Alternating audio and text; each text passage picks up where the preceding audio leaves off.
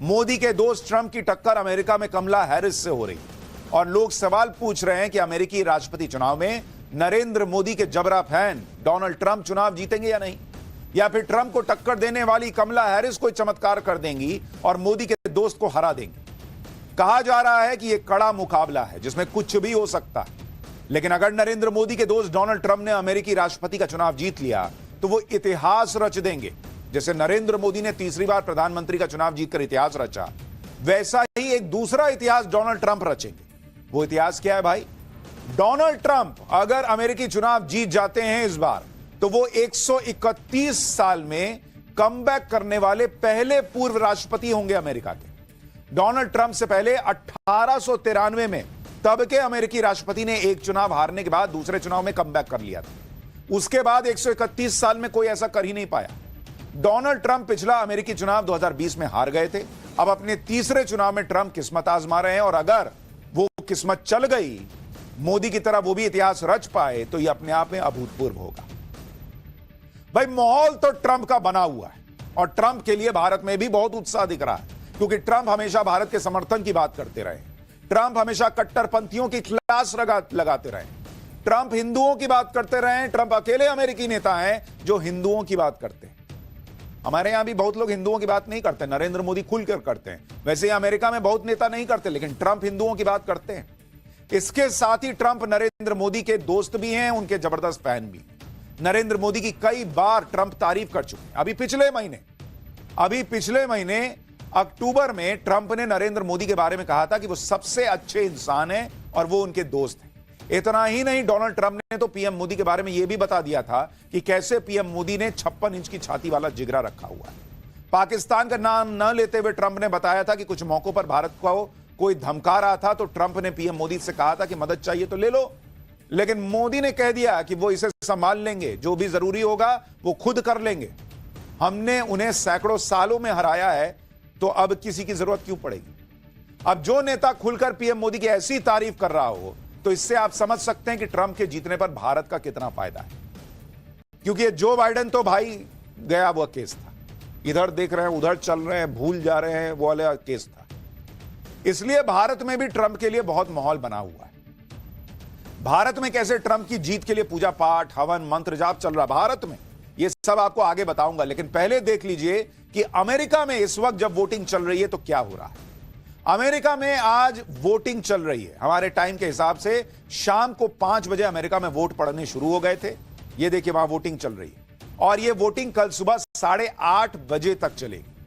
Voting के बाद counting शुरू होगी और धीरे धीरे कल शाम से कुछ पिक्चर क्लियर होनी शुरू हो जाएगी कि अमेरिका में डोनाल्ड ट्रंप की वापसी हो रही है या कमला हैरिस लौट रही है या बन रही है राष्ट्रपति। अगर सत्ता में वापसी की बात करें तो दुनिया में किसी भी नेता ने सत्ता में वापसी करना चाहो हो और उसके लिए आसान रहा हो, ऐसी स्थिति नहीं रहती, और अब तो बिल्कुल भी नहीं।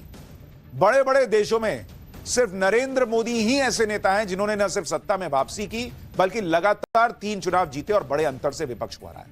जबकि पीएम मोदी की तुलना में दुनिया के बाकी देशों के नेताओं की हालत आप देखें तो आपको समझ में आ जाएगा कि नरेंद्र मोदी ने जो किया वो दुनिया में कोई नहीं कर पा रहा। बॉस, नरेंद्र मोदी के 2014 से प्रधानमंत्री रहते हुए अमेरिका में 2 बार सरकार बदल गई, 3 राष्ट्रपति रह चुके वहां पर। साल 2014 में जब नरेंद्र मोदी नए प्रधानमंत्री बने तो अमेरिका में डेमोक्रेटिक पार्टी के बराक ओबामा राष्ट्रपति थे। 17 में अमेरिका में सत्ता बदली, रिपब्लिकन पार्टी आई, डोनाल्ड ट्रंप सत्ता में आ गए, लेकिन मोदी वहीं प्रधानमंत्री। 2021 में फिर से सरकार बदल गई अमेरिका में, डेमोक्रेटिक पार्टी की वापसी हुई, जो बाइडेन राष्ट्रपति बने, लेकिन यहां प्रधानमंत्री मोदी ही थे। इसी तरह अगर आप ब्रिटेन का हाल देखें तो भारत में साल 2014 से प्रधानमंत्री नरेंद्र मोदी मजबूती से डटे हुए हैं, जबकि इन 10 सालों में ब्रिटेन में 5 प्रधानमंत्री बदल गए। 5। पिछले 10 सालों में जापान में 3 प्रधानमंत्री बदल गए। शिंजो आबे से लेकर फूमियो किशिदा तक जापान के प्रधानमंत्री की कुर्सी पर काबिज हो चुके हैं। इसी तरह ब्राजील की जनता की साल 2014 से अब तक 4 बार राष्ट्रपति की कुर्सी पर अलग अलग नेताओं को देख चुकी है। ऑस्ट्रेलिया में साल 2014 से अब तक 4 प्रधानमंत्री बदल चुके हैं। पड़ोसी मुल्क पाकिस्तान में साल 2014 से अब तक 4 प्रधानमंत्री बदल गए। बॉस, यानी पूरी दुनिया में सरकारें टिक नहीं पा रही, नेता कुर्सी पकड़कर रह नहीं पा रहे, बड़े बड़े नेता अपने चुनाव हार रहे हैं। लेकिन मोदी एकलौते ऐसे नेता हैं जो 3 बार से न सिर्फ चुनाव जीत रहे हैं बल्कि पूरी धमक के साथ सरकार चला रहे हैं। और इसलिए सवाल उठ रहा है कि क्या मोदी के दोस्त डोनाल्ड ट्रंप इतिहास रच पाएंगे इस बार या नहीं। सवाल यह भी है कि क्या नरेंद्र मोदी के दोस्त डोनाल्ड ट्रंप भी नरेंद्र मोदी जैसा कुछ कर पाएंगे या नहीं। डोनाल्ड ट्रंप पिछला चुनाव हार गए थे, इस बार वो फिर से चुनाव में उतरे हैं और इस तरह से अमेरिका में अपना माहौल फिर से बनाया है कि अमेरिकी राष्ट्रपति चुनाव की रेस में वो कमला हैरिस से आगे दिख रहे हैं। अमेरिका से जो सर्वेज आ रहे हैं उनके मुताबिक कौन आगे चल रहा है आपको पहले वो बताता हूं, फिर बहुत दिलचस्प खबरें भी दिखाऊंगा कि कौन कौन भविष्यवाणी कर रहा है। जानवर भविष्यवाणी कर रहे हैं वहां पर कि कौन राष्ट्रपति बनेगा। वहां पर जो सर्वे हुए हैं, एक है एटलस इंटेल के ताजा सर्वे में अमेरिका के 7 स्विंग स्टेट्स में कमला हैरिस पर ट्रंप ने बढ़त बनाई हुई है। अब ये स्विंग स्टेट क्या होते हैं, कैसे अमेरिका में वोट पड़ते हैं कि राष्ट्रपति चुना जाता है, आगे आपको विस्तार से बताऊंगा पाठशाला वाली स्टाइल में। अमेरिका में स्विंग स्टेट्स वो होते हैं जिनके बारे में लास्ट मिनट तक कोई नहीं कह सकता कि वो किस तरफ पलटी मार देंगे, किसको सपोर्ट कर देंगे। स्विंग स्टेट्स उनको कहा जाता है जो कई चुनाव में लगातार किसी एक पार्टी के पक्ष में जाते जाते अचानक किसी चुनाव में दूसरी पार्टी के पक्ष में चला जाता है। स्विंग स्टेट किसी एक पार्टी का गढ़ नहीं होते, यहां कांटे की टक्कर होती है, जीत हार का मार्जिन कम होता है, इसलिए कैंडिडेट यहां पर ज्यादा जोर लगाते हैं। स्विंग स्टेट भी हमेशा एक जैसे नहीं रहते, वो बदलते रहते हैं। जैसे इस बार के चुनाव में 7 स्टेट को स्विंग स्टेट माना गया है, लेकिन स्विंग स्टेट ही अमेरिका में हार जीत तय करते हैं। ये ऐसे है जैसे भारत में कहा जाता है कि दिल्ली का रास्ता यूपी से होकर जाता है, तो अमेरिका में ये 7 स्विंग स्टेट हैं जिनसे राष्ट्रपति पद तक रास्ता जाता है। सीएनएन के सर्वे के मुताबिक 7 प्रमुख स्विंग राज्यों में दोनों उम्मीदवारों के लिए मामूली सी बढ़त है, तो मामला किधर भी जा सकता है।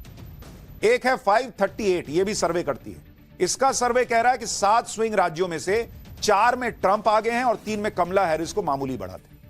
अमेरिका में राष्ट्रपति का चुनाव इलेक्टोरल वोट से जीता जाता है। वहां सभी राज्यों को मिलाकर 538 इलेक्टोरल वोट होते हैं। जो जितने राज्य जीत लेता है उतने इलेक्टोरल वोट उस राज्य को के उसे मिल जाते हैं। चुनाव जीतने के लिए 270 इलेक्टोरल वोट चाहिए। 272win.com के अनुसार कमला हैरिस को 226 और ट्रंप को 230 इलेक्टोरल वोट मिलना तय माना जा रहा है। यानी कमला हैरिस राष्ट्रपति बनने के लिए 270 के जादुई आंकड़े तक पहुंचने के लिए 44 अतिरिक्त इलेक्टोरल कॉलेज वोटों की जरूरत है और ट्रंप को 40 वोटों की जरूरत है। न्यूयॉर्क टाइम्स और सिएना कॉलेज के सर्वे में कमला हैरिस को स्विंग स्टेट्स के नेवादा, नॉर्थ कैरोलिना और विस्कॉन्सिन में बढ़त मिलती बताई गई, जबकि ट्रंप एरिजोना में मामूली अंतर से आगे हैं। यानी वहां भी अलग अलग सर्वेज में कोई एक बहुत अभूतपूर्व जीत मिलती हुई दिख रही हो किसी एक को, ऐसा नहीं है, लेकिन ज्यादातर सर्वे में डोनाल्ड ट्रंप आगे बताए जा रहे हैं। अमेरिका में राष्ट्रपति चुनाव का जो सिस्टम है वो भारत से अलग है। वहां पर राष्ट्रपति सीधे वोट से नहीं चुने जाते, बल्कि इलेक्टोरल वोट्स के सिस्टम से राष्ट्रपति को चुना जाता है। अब आप कहेंगे इलेक्टोरल वोट क्या है, भारत से कैसे अलग है, तो उसको भी आपको पाठशाला के अंदाज से समझाता हूं, ताकि आप जब राष्ट्रपति चुनाव के नतीजे आए तो समझ पाएं कि ओ बॉस, इसलिए डोनाल्ड ट्रंप हारे या जीते। देखिए, अमेरिकी चुनाव में होता क्या है, यूएस जो वहां पर राष्ट्रपति चुनाव होता है उसमें क्लियर कैंडिडेट की घोषणा होती है। हमारे जैसा हाल नहीं है कि इंडी गठबंधन है, हम जीत जाएंगे तो हम देख लेंगे किसको बनाना है। जैसे मोदी हैं तो राहुल गांधी का नाम बताइए पब्लिक को, वैसा हिसाब है। तो डेमोक्रेट और रिपब्लिकन 2 बड़ी पार्टियां हैं वहां पर। रिपब्लिकन के कैंडिडेट हैं डोनाल्ड ट्रंप, डेमोक्रेट की कमला हैरिस। तो नाम पता होता है, ये नहीं इंडी के गठबंधन की तरह गया देखेंगे जो ज्यादा जीतेगा उसको बना देंगे। वहां पर इलेक्टोरल वोट होते हैं, इलेक्टोरल वोट। अब ये क्या होता है आगे बताऊंगा, लेकिन ये टोटल कितना होता है, टोटल इलेक्टोरल वोट वहां पर अमेरिका में वो होता है 538। जैसे हमारे यहां 543 सीटें हैं ना लोकसभा में, और आपको जीतने के लिए 272 चाहिए, तो वहां पर आप एक तरीके से कह सकते हैं कि 538 सीटें, उस भाषा में कह रहा हूं, वहां उसको इलेक्टोरल वोट कहते हैं। जीतने के लिए आपको या राष्ट्रपति बनने के लिए आपको कितने इलेक्टोरल वोट की जरूरत है, वहां पर जरूरत होती है 270। यहां सरकार बनाने के लिए कितने चाहिए होते हैं, 272। अब इसको थोड़ा और समझिए आसानी से कि इलेक्टोरल वोट होता क्या है। जैसे हमारे यहां हर राज्य में अलग अलग लोकसभा सीटें हैं, वैसे ही अमेरिका में अलग अलग राज्य हैं, वहां पर अलग अलग इलेक्टोरल वोट्स होते हैं, और ये इलेक्टोरल वोट्स आबादी के हिसाब से बदलते भी रहते हैं। जैसे अगर आप देखेंगे इलेक्टोरल वोट, कमला हैरिस हैं एक कैंडिडेट। अब कमला हैरिस किस राज्य से आती हैं भाई, कमला हैरिस का जो राज्य है वो है कैलिफोर्निया। कैलिफोर्निया राज्य से कमला हैरिस आती है। वहां पर इलेक्टोरल वोट्स ईवी वो कितने हैं भाई? 54। जैसे आप कहिए कि हमारे यहां यूपी में 80 सीट है ना, उसको सरल भाषा में आप कहिए जो इलेक्टोरल वोट है, आप समझिए कि वहां 80 जैसे यूपी में सीट है तो वहां कैलिफोर्निया में 54 सीट है। एक तरीके से साधारण भाषा में आप समझिए। उसी तरह से अगर आप ट्रंप का देखेंगे, ट्रंप का जो राज्य है वो है फ्लोरिडा। फ्लोरिडा में कितने इलेक्टोरल वोट्स है भाई? वहां पर है 30। अब आप कहेंगे सारा हिसाब तो अपने जैसा ही लग रहा है कि हमारे यहां जैसे सांसद चुने वहां पर भी वैसे ही 30 सीटें हैं, 54 सीटें हैं, तो इसमें अलग क्या है? अलग है, अभी आपको बताता हूं। वहां ज्यादातर राज्य ऐसे हैं जिनमें जिसे ज्यादा वोट मिलते हैं उस राज्य के सभी इलेक्टोरल वोट्स यानी सीटें उस पार्टी को या उस कैंडिडेट को मिल जाती है। जैसे अगर आप उदाहरण देखेंगे कि 2020 में क्या हुआ था अमेरिका में। 2020 में राज्य कौन सा, आपको उदाहरण के लिए बता रहा हूं। जैसे वहां पर राज्य है कैलिफोर्निया, ठीक है। तो कैलिफोर्निया राज्य में 2020 में क्या हुआ? टोटल इलेक्टोरल वोट्स कितने हैं वहां पर? 55 थे। अभी इस बार 54 है। मैंने आपको बताया ना कि वो चेंज होता रहता है आबादी के हिसाब से, तो भाई अभी वहां पर 54 हो गया है। पहले 2020 में 55 इलेक्टोरल वोट्स थे। कुल वोट कितने पड़े? कुल वोट पड़े वहां पर 1,70,00,000 वोट पड़े 2020 के चुनाव। अब बाइडेन उस वक्त चूंकि कैंडिडेट थे तो बाइडेन के नाम पर डेमोक्रेट्स को कितने वोट मिले? 1,10,00,000। और डोनाल्ड ट्रंप जो चुनाव हार गए थे, ट्रंप को मिले 60 लाख वोट, ठीक है। अब इसमें 54 जो सीटें हैं या 55 जो इलेक्टोरल वोट हैं, उसमें कई जगह ट्रंप के पार्टी को ज्यादा वोट मिले हों, लेकिन ऐसा नहीं है कि वो सीटें जो हैं या वो वोट जो हैं वो ट्रंप के पास जाएंगी। चूंकि 1 करोड़ से ज्यादा वोट मिल गए या ट्रंप से ज्यादा वोट बाइडेन को मिले, तो ये सारी 55 सीटें जो हैं वो किसके पास चली जाएंगी? जो बाइडेन के पास चली जाएंगी। तो हमारे यहां से उल्टा हिसाब है। वहां पर विनर टेक्स ऑल वाला हिसाब चलता है, यानी जिसको ज्यादा वोट मिला उस राज्य की सारी सीटें उसकी। हमारे यहां हिसाब कैसे है? जैसे अगर आप यहां देखिएगा भारत में क्या होता है। भारत में आप देखिए 2024 में क्या हुआ। आपको यूपी का उदाहरण देता हूं। यूपी में कितनी लोकसभा सीटें हैं? 80 लोकसभा सीटें। वोट पड़े कितने?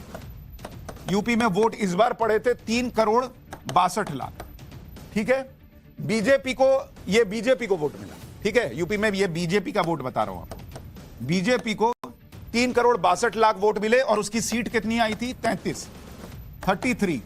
जबकि आप सपा का वोट देखेंगे, सपा को वोट मिला था यहां पर यूपी में 2,94,00,000 और सपा की सीट कितनी आई थी? सपा को यूपी के अंदर सीट आई थी 37। अब अगर अमेरिका वाला हिसाब भारत में होता तो चूंकि बीजेपी को 3,62,00,000 वोट आए थे, सपा से ज्यादा वोट आए थे, तो 80 की 80 सीटें जो हैं वो मोदी के खाते में चली जाती। हमारे यहां क्या है? जितनी सीट आपने जीती उतनी ही आपके खाते में जाएगी। अमेरिका में हिसाब उल्टा है। जिसको ज्यादा वोट आ गया उसको उस राज्य की सारी सीटें मिल जाती। तो अमेरिका वाला हिसाब अगर भारत में चलता, विनर टेक्स इट ऑल, तो यूपी की 80 की 80 लोकसभा सीटें नरेंद्र मोदी के खाते में चली जाती, क्योंकि बीजेपी को 3,62,00,000 वोट मिले थे और सपा को 2,94,00,000। इसलिए यह अलग है सिस्टम। वहां जिसको ज्यादा वोट मिल गया वो उस राज्य की सारी सीट उठा के ले जाता। अब अमेरिका में इस सिस्टम की वजह से यह दिलचस्प बात होती है कि अलग अलग राज्य में सबसे ज्यादा वोट पाना जरूरी होता है, जिससे सारे के सारे इलेक्टोरल वोट्स वहां के मिलते हैं। इसलिए आप देखिए कि कुल वोट में ज्यादा वोट लेकर भी कई बार राष्ट्रपति वहां पर हार जाता है। जैसे 2016 में हुआ था। 2016 में अमेरिकी चुनाव में हिलरी क्लिंटन को 6,58,00,000 वोट मिले, ट्रंप को 6,29,00,000 वोट मिले, लेकिन इलेक्टोरल वोट्स मिले हिलरी क्लिंटन को 227 और डोनाल्ड ट्रंप को 304, क्योंकि डोनाल्ड ट्रंप उन राज्यों में जीत गए जहां पर इलेक्टोरल वोट ज्यादा थे, जहां पर सीटें ज्यादा थी। इसी वजह से 2016 में ट्रंप राष्ट्रपति बन गए। अमेरिका में ऐसा 5 बार हो चुका है कि ज्यादा वोट मिलने के बाद भी कैंडिडेट राष्ट्रपति चुनाव हार गए। यानी अमेरिका में सबसे अहम होता है राज्यों को जीतना, वहां पर दूसरे से ज्यादा वोट हासिल करना, जिससे सारे इलेक्टोरल वोट उसे मिल जाएं, और उससे भी ज्यादा इंपॉर्टेंट है बड़े राज्यों को जीतना। भाई आपने छोटे छोटे राज्य जीत लिए, लेकिन जैसे कैलिफोर्निया है जहां पर 55-54 इलेक्टोरल वोट है, आपने वो जीत लिया तो भाई आपने मामला क्लियर कर लिया। मतलब जैसे आपको मान लीजिए मैथ्स में 90 नंबर आ गया या 100 में 100 आ गया, तो आपको किसी में कम भी आया तो एवरेज आउट करके आप क्लास में टॉप कर सकते हैं। लेकिन जो पेपर ही मान लीजिए 20-20 नंबर का है, उसमें आप 20 में 20 लाए और 100 नंबर वाले पेपर में आपको नंबर ही 50 आया, तो 20 में 20 लाके क्या ही कर लीजिएगा। वैसे तो चाहे ट्रंप जीते या कमला हैरिस, भारत को आज की डेट में अमेरिका इग्नोर नहीं कर सकता। भारत की ताकत को दुनिया जानती है और अमेरिका को हर जगह पर भारत की जरूरत है। लेकिन डोनाल्ड ट्रंप की बात अलग है। अगर वो राष्ट्रपति बने तो अलग ही बात होगी, क्योंकि उनका झुकाव भारत के प्रति, नरेंद्र मोदी के प्रति, हिंदुओं के प्रति, कट्टरपंथियों को लेकर उनका जो विचार है वो बिल्कुल क्लियर है। डोनाल्ड ट्रंप वो नेता है जो नरेंद्र मोदी की दोस्ती को उस लेवल तक लेकर गए थे कि उन्होंने नरेंद्र मोदी के स्वागत के लिए अमेरिका में बड़ा कार्यक्रम तक करवाया था। खुद डोनाल्ड ट्रंप इस इवेंट में आए थे और डोनाल्ड ट्रंप जब भारत आए तो वो भी इसी तरह के एक बड़े कार्यक्रम में शामिल हुए थे। आपको याद होगा ये कार्यक्रम हुआ था। डोनाल्ड ट्रंप के राष्ट्रपति रहते हुए भी भारत और अमेरिका के रिश्ते बहुत मजबूत हुए। बाइडेन कमला हैरिस के कार्यकाल में दोस्ती तो बनी रही, लेकिन टकराव भी हुए। जैसे इस वक्त कनाडा से भारत के टकराव और आतंकी पन्नू को लेकर भारत और अमेरिका के रिश्ते में टकराव दिख रहा है, जबकि डोनाल्ड ट्रंप के राष्ट्रपति रहते हुए भारत और अमेरिका की दोस्ती ज्यादा मजबूत नजर आई थी। पीएम मोदी और डोनाल्ड ट्रंप के बीच बहुत अच्छी केमिस्ट्री देखने को मिली थी। डोनाल्ड ट्रंप खुलकर पीएम मोदी से अपने अच्छे रिश्ते और दोस्ती की बात करते हैं। पीएम मोदी भी डोनाल्ड ट्रंप को अपना अच्छा दोस्त बता चुके हैं। दोनों नेताओं की विचारधारा भी एक जैसी है। डोनाल्ड ट्रंप अमेरिका फर्स्ट की बात करते हैं, पीएम मोदी भी नेशन फर्स्ट की बात करते हैं, भारत फर्स्ट की बात करते हैं। नरेंद्र मोदी भारत के हितों को सबसे ऊपर रखते हैं। दोनों नेताओं की राष्ट्रवादी सोच भी एक दूसरे को कनेक्ट करती है। दोनों राष्ट्रवादी नेता हैं। डोनाल्ड ट्रंप भी कोई भी बात खुलकर बिना हिचक के कहते हैं, पीएम मोदी भी बिना लाग लपेट के सीधे सीधे बात करते हैं। इसलिए ट्रंप और मोदी की जोड़ी जो है वो एक तरीके से कनेक्टेड मानी जाती है। ट्रंप का माहौल तो बना हुआ है, लेकिन जब तक नतीजे नहीं आते तब तक कुछ कहा नहीं जा सकता। हर कोई अपना अनुमान लगा रहा है, अलग अलग भविष्यवाणियां चल रही हैं। अमेरिका के चुनाव में सिर्फ चुनावी एक्सपर्ट या चुनावी पोल ही नहीं, बल्कि कुछ अलग तरह की भविष्यवाणी भी होती है। जैसे फुटबॉल वर्ल्ड कप के लिए लोग जानवरों से भविष्यवाणी कराते हैं, वैसे ही अमेरिका के चुनाव में भी होता है। इस वक्त अमेरिका के चुनाव में एक हिप्पोपोटामस जो है, दरियाई घोड़ा, उसकी भविष्यवाणी वायरल हो रही है। इस बेबी हिप्पो को थाईलैंड में रखा गया है और इसका नाम मू डेंग है। अब यह देखिए कि इस बेबी हिप्पो ने कैसे अमेरिका के चुनाव में भविष्यवाणी की। इस बेबी हिप्पो के सामने 2 कटे हुए तरबूज रख दिए गए। बेबी हिप्पो ने ट्रंप के नाम का तरबूज खाकर इशारा दिया कि ट्रंप ही अमेरिका का चुनाव जीत सकते हैं। तरबूज पर स्थानीय भाषा में रिपब्लिकन उम्मीदवार डोनाल्ड ट्रंप का नाम लिखा हुआ। उनका ट्रंप के नाम का तरबूज खाते ही वीडियो भी सामने आ गया। वीडियो को थाईलैंड के चिड़ियाघर में रिकॉर्ड किया गया। जुलाई 2024 में जन्मी मू डेंग अपनी चंचल हरकतों के चलते इंटरनेट पर सेलिब्रिटी हिप्पो मानी जाती है। तो दरियाई घोड़ा तो कह रहा है कि भैया अमेरिका के चुनाव में घोड़ा साबित होगा डोनाल्ड ट्रंप। इसी तरह अमेरिका के साउथ कैरोलिना में ग्नोची जूनियर नाम की एक गिलहरी ने भी भविष्यवाणी की है। अलग अलग लेवल की भविष्यवाणी चल रही है। इस गिलहरी के सामने 2 अलग अलग बाउल रख दिए गए। एक बाउल में के आगे कमला हैरिस का नाम लिख दिया गया, दूसरे बाउल के आगे ट्रंप का नाम लिख दिया गया। दोनों बाउल में 10-10 अखरोट रख दिए गए। इस गिलहरी ने आधे घंटे के अंदर कमला हैरिस के बाउल में से सबसे ज्यादा 7 अखरोट खाए और जिस बाउल पर ट्रंप की पर्ची लगी थी उसमें 3 अखरोट खाए। इस तरह इस गिलहरी ने कमला हैरिस के जीतने की भविष्यवाणी कर दी, यह माना जा रहा है। भविष्यवाणी का यह अजीब तरीका 2008 के अमेरिकी चुनाव से जारी है। नोची जूनियर इस गिलहरी की भविष्यवाणी कई बार गलत साबित हो चुकी है। साल 2020 में इस गिलहरी ने ट्रंप को विनर बताया था, तो ट्रंप को विनर बताया तो बाइडेन जीते थे। इस बार कमला हैरिस को बताया है तो लोग कह रहे हैं कहीं ट्रंप ना जीत जाए। तो ये गिलहरी बड़ी चंचल है। अमेरिका में हो रहे प्रेसिडेंट इलेक्शन पर भारत में भी गजब का बज़ बना हुआ है। डोनाल्ड ट्रंप और कमला हैरिस दोनों ही उम्मीदवारों की चर्चा चल रही है और दोनों के अपने अपने फैंस भी बन गए। डोनाल्ड ट्रंप के लिए भारत में हवन और पूजन चल रहा है बॉस, आप देखिए जिसमें ट्रंप की जीत के लिए भगवान से प्रार्थना चल रही है। Great again. अमेरिकी इलेक्शन में पीएम मोदी की स्टाइल भी जमकर कॉपी की जा रही है। एआई जनरेटेड तस्वीरों में ट्रंप को पीएम मोदी की तरह प्रचार करते हुए दिखाया गया। आप ये तस्वीर देखिए, अजय, इसमें एलन मस्क को योगी की तरह दिखाया गया। डोनाल्ड ट्रंप भगवा ड्रेस में दिख रहे हैं, ट्रंप के बगल में एलन मस्क भगवा कुर्ते में दिख रहे हैं। दोनों रोड शो के जरिए प्रचार करते दिख रहे हैं। एक और तस्वीर जिसमें डोनाल्ड ट्रंप ओपन कार में सवार हैं और गले में पटका डाले हाथ हिलाते प्रचार कर रहे हैं।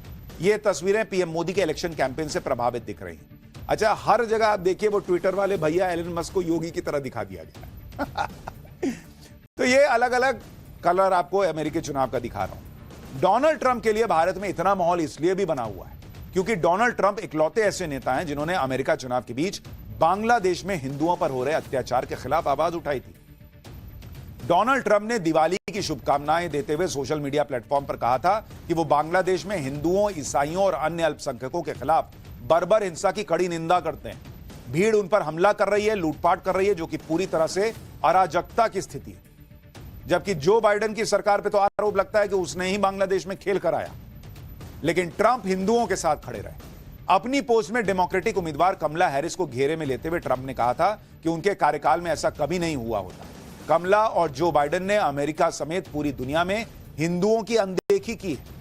ट्रंप ने डंके की चोट पर कहा था कि वो कट्टरपंथी वामपंथियों के धर्म विरोधी एजेंडे के खिलाफ हिंदू अमेरिकियों की भी रक्षा करेंगे। ट्रंप ने अमेरिका में बसे हिंदुओं को भरोसा दिया कि वो उनकी आजादी के लिए लड़ेंगे। उनके प्रशासन के तहत हम भारत और मेरे अच्छे दोस्त प्रधानमंत्री मोदी के साथ अपनी महान साझेदारी को और मजबूत करेंगे। डोनाल्ड ट्रंप के विजन में भारत भी है, मोदी भी हैं और हिंदू भी है। डोनाल्ड ट्रंप के जबरदस्त बयान के बाद यह कहा जाने लगा कि अमेरिका के पहले बड़े नेता हैं जिन्होंने बांग्लादेश में हिंदुओं के खिलाफ अत्याचार पर कुछ तो बोला। जबकि भारतीय मूल की हिंदू जड़ों के बावजूद कमला हैरिस ने इस मामले पर चुप्पी साधे रखी। अब वो क्या चुप रहेंगे? हमारे यहां कई नेता नहीं बोल पाते बांग्लादेश के हिंदुओं पर या कनाडा के हिंदुओं पर। इसलिए लोग कह रहे हैं कि अगर ट्रंप जीत जाते हैं तो बाइडेन की शय पर बांग्लादेश में यूनिस के खुले खेल का अंत हो सकता है। अमेरिका के चुनाव में एक दिलचस्प बात यह भी दिख रही है कि वहां एलन मस्क जैसे उद्योगपति खुलकर प्रचार कर रहे हैं, लेकिन उनकी कोई इस बात पर आलोचना नहीं कर रहा। उनके नाम पर विपक्षी पार्टी कोई कैंपेन नहीं चला रही। यहां तो हर समय अडानी अंबानी का गाना गाते रहते हैं कुछ लोग, लेकिन अमेरिका में यह सब नहीं होता। एलन मस्क तो खुलकर डोनाल्ड ट्रंप को सपोर्ट कर रहा है। मस्क दुनिया के सबसे अमीर लोगों में से एक है। वो सिर्फ ट्रंप का समर्थन नहीं कर रहे, मस्क ने ट्रंप के समर्थन में खूब कैंपेनिंग की है। मस्क तो कह चुका है भाई कि वो ट्रंप के जीतने पर सरकार का हिस्सा बन सकते हैं और हारने पर कमला हैरिस उन्हें जेल भेज सकती है। ट्रंप को जिताने के लिए एलन मस्क ने पानी की तरह पैसा बहाया है। डोनाल्ड ट्रंप के पक्ष में वोटर्स को लुभाने के लिए एक स्कीम का ऐलान कर दिया जिसमें वो वोटर्स को इनाम तक देंगे। ये इंडिया में कोई कर देता भाई साहब, बिना किए तो अडानी अंबानी चलता है अमेरिका में कौन राष्ट्रपति बनेगा यह बात तय करने में अमेरिका में बसे भारतीयों की भी अहम भूमिका रहती है। इसलिए हर चुनाव में दोनों पार्टियां भारतीय मूल के वोटरों को लुभाने के लिए हर मुमकिन कोशिश करती है। अमेरिका के सेंसस के मुताबिक साल 2020 में भारतीय मूल के अमेरिकियों की संख्या करीब 44 लाख थी। अमेरिका के कुल वोटर में भारतीयों की संख्या करीब 1% है। लेकिन अमेरिका का चुनावी सिस्टम इस तरह का है कि ये 1% वोट भी पूरा चुनाव पलट सकता है, क्योंकि स्विंग स्टेट्स कहलाने वाले अमेरिका के 7 राज्यों के नतीजे जीत हार का फैसला करते हैं। इन सभी राज्यों में भारतीय अमेरिकी लोगों की जनसंख्या काफी अच्छी है और यहां भारतीय मूल के अमेरिकी वोटर्स की भूमिका अहम हो जाती है। भाई अब आप कहेंगे कि अरे 44 लाख ही तो है। अरे भाई आप सोचिए, मान लीजिए कैलिफोर्निया में 55 इलेक्टोरल वोट है और वहां डोनाल्ड ट्रंप को मान लीजिए हिंदुओं की वजह से, भारतीय मूल के हिंदुओं की वजह से अगर 20,000 वोट भी ज्यादा पड़ गया तो 20,000 वोट नहीं है बॉस, वो 55 सीट आने जैसा है, क्योंकि सारी सीट चली जाएगी डोनाल्ड ट्रंप। तो इसलिए अमेरिकी सिस्टम में एक एक वोट की कीमत बढ़ जाती है। अमेरिकी चुनाव में उतरी कमला हैरिस भी भारतीय मूल की है, इसलिए कई इंडियन अमेरिकन वोटर्स कमला हैरिस का भी साथ दे रहे हैं। साल 2024 के API डेटा के वोटर सर्वे के मुताबिक भारतीय अमेरिकियों में से आधे से ज्यादा मतदाता यानी 55% डेमोक्रेट की तरफ जबकि 26% रिपब्लिकन की तरफ झुकाव रखते हैं। कमला हैरिस के भारत के कनेक्शन की वजह से देश में उनकी जीत के लिए प्रार्थना की जा रही है। दक्षिण भारत के तमिलनाडु में स्थित थुला सेंद्रापुरम गांव में लोग कमला हैरिस की जीत के लिए प्रार्थना कर रहे हैं। ये गांव कमला हैरिस की मां का गांव, उनके नाना 7 दशक पहले यहां रहते थे। उसके बाद वो लगभग 200 किलोमीटर दूर चेन्नई शहर में बस गए। कमला हैरिस की मां का जन्म चेन्नई में हुआ और 19 साल की उम्र में अपनी पढ़ाई के लिए वो अमेरिका चली गई थी। गांव के मंदिर के बाहर कमला हैरिस का एक बड़ा सा पोस्टर लगाया गया है। साल 2014 में इस मंदिर के पुनर्निर्माण के लिए कमला हैरिस ने आर्थिक मदद भी दी थी। लेकिन बहुत सारे ऐसे लोग हैं जो कमला हैरिस को पसंद नहीं करते और उन्हें डोनाल्ड ट्रंप सही लगते हैं। अब यह समझिए कि ट्रंप अगर अमेरिका के राष्ट्रपति बनते हैं तो इससे भारत का कितना फायदा होगा। जानकारों का मानना है कि भारत के लिए नीतिगत स्तर पर रिपब्लिकन प्रशासन बेहतर साबित होता आया। जितने भी बड़े इतिहास बनाने वाले समझौते हुए वो रिपब्लिकन प्रशासन के दौर में।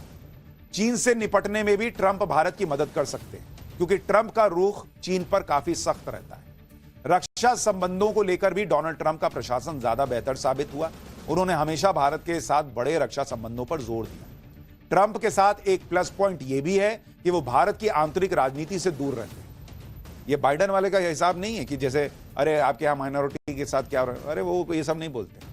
ट्रंप ने कभी कश्मीर या पाकिस्तान के मुद्दे पर भारत को असहज नहीं किया है। इनफैक्ट ट्रंप के समय तो भारत ने घूस के ठोक दिया था पाकिस्तान। चीन और पाकिस्तान के साथ तनाव के दौरान डोनाल्ड ट्रंप ने खुलकर भारत का साथ दिया। जम्मू कश्मीर में अनुच्छेद 370 का मामला हो या पाकिस्तान में एयर स्ट्राइक का मामला, ट्रंप ने मौन रहकर भारत का समर्थन किया। युद्ध को लेकर भी डोनाल्ड ट्रंप का रुख पीएम मोदी की तरह है। ट्रंप ये कह चुके हैं कि वो युद्ध का जल्द समाधान निकालने पर जोर देंगे। अगर ट्रंप इसमें कामयाब रहते हैं तो यह भारत के साथ साथ पूरी दुनिया के लिए फायदेमंद होगा। और युद्ध के मामले में डोनाल्ड ट्रंप को नरेंद्र मोदी का साथ चाहिए। यानी ट्रंप का आना भारत के लिए, दुनिया के लिए बेहतर साबित हो सकता है। अमेरिका में कौन राष्ट्रपति होगा, इसके नतीजे कब आएंगे, यह भी आपको समझना होगा, क्योंकि यहां भारत की तरह कोई एक तारीख फिक्स नहीं है कि इसी तारीख को नतीजे आ जाएंगे। अमेरिका में कल शाम से नतीजे आने शुरू हो जाएंगे। अमेरिका में भारत की तरह कोई सेंट्रल चुनाव आयोग नहीं है। यहां सभी राज्य अपने अपने नतीजे घोषित करते हैं। ऐसे में पूरे नतीजे आने में देरी भी हो सकती है। साल 2020 में ट्रंप समर्थकों ने वोटों की गिनती पर आपत्ति जताई थी, जिसकी वजह से 12 नवंबर तक अंतिम नतीजे आ पाए थे। हालांकि कई बार वोटिंग वाले दिन ही विजेता का पता चल जाता है, जैसे साल 2012 में 6 नवंबर की आधी रात को ही पता लग गया था। ओबामा ने राष्ट्रपति के तौर पर दूसरा कार्यकाल सुरक्षित कर लिया था। इस बार अमेरिकी चुनाव में कांटे की टक्कर बताई जा रही है, जो नतीजे घोषित होने में कुछ ज्यादा टाइम लगवा सकती है, ऐसा माना जा रहा है, क्योंकि टफ फाइट है। लेकिन कमला हैरिस आती हैं, भारतीय मूल की हैं, हो सकता है भारत के लिए बेहतर स्थिति हो, लेकिन ज्यादातर लोगों को लगता है कि अपना ट्रंप भाई आ गया तो मामला बेहतर है। देखते हैं कौन आता है।